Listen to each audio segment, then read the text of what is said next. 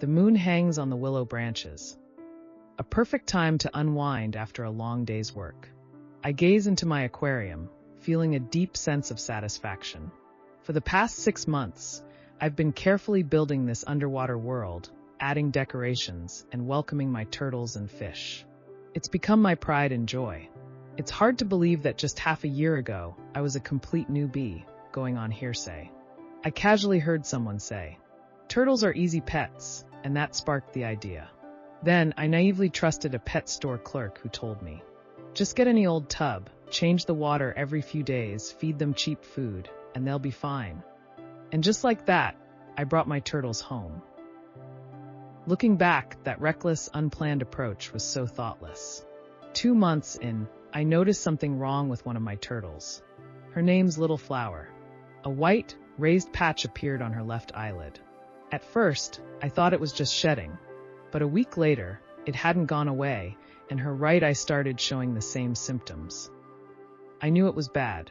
She was sick, and it was likely my fault due to poor care. I panicked and I scoured the internet for answers. On every forum, the advice was the same. People always said, "Take her to a vet now."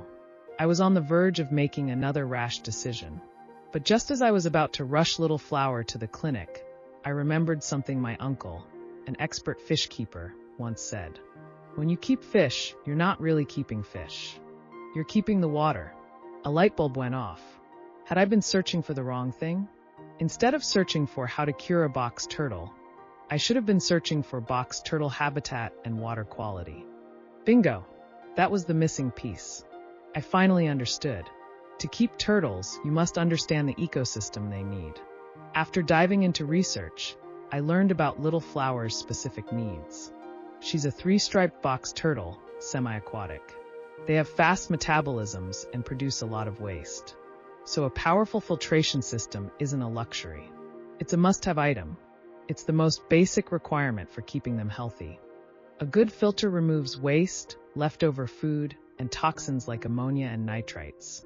Without it, the water turns toxic fast, leading to illnesses like swollen eyes, digestive issues, and even shell rot. Little Flower was in the early stages of a common eye infection. The good news? Her condition was reversible. By fixing the water quality, she could recover on her own. Thankfully, Little Flower pulled through just fine. After this scare, I committed to learning everything about my turtles' needs. I spent weeks researching and experimenting, and I discovered that turtle keeping involves creating several mini ecosystems. Filtration, nitrogen cycle, lighting, and airflow. Each is crucial and operates on specific principles, which I'll break down in future videos. But let's start with the most basic and important one, the filtration system. It's simpler than you think. A water pump, 2 tubes, and a top filter box with some filter media from the pet store. Plug it in and it runs. With this, I only need a partial water change once a month. The best part? This basic setup cost me less than $50. Of course, some turtle owners still use a simple tub, changing all the water every few days. But just because it's common, doesn't mean it's right. First, tap water itself contains chlorine, heavy metals, and bacteria, which isn't ideal long-term. Second, dumping all the water constantly washes away the beneficial bacteria and prevents the establishment of a vital nitrogen cycle. So, if you want to truly enjoy this hobby and give your pets a healthy life, I strongly recommend starting with a simple filter. Think about it.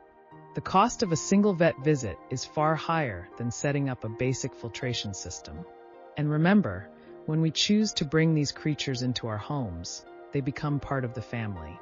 We owe it to them to treat them with care and respect, ensuring they live a healthy, happy life. I'm not saying never go to the vet, but before you rush there, make sure you've done your part as an owner to provide a proper home. This whole journey taught me a bigger life lesson. Keeping turtles is a lot like life itself. For every challenge, there's a method. Understand the method, and you'll find success. Without it, you're just stuck. So keep learning and master the methods in everything you do. In the next video, I'll break down the exact filter you need for your turtle tank and explain how it works. Wish you all a wonderful evening. Bye-bye.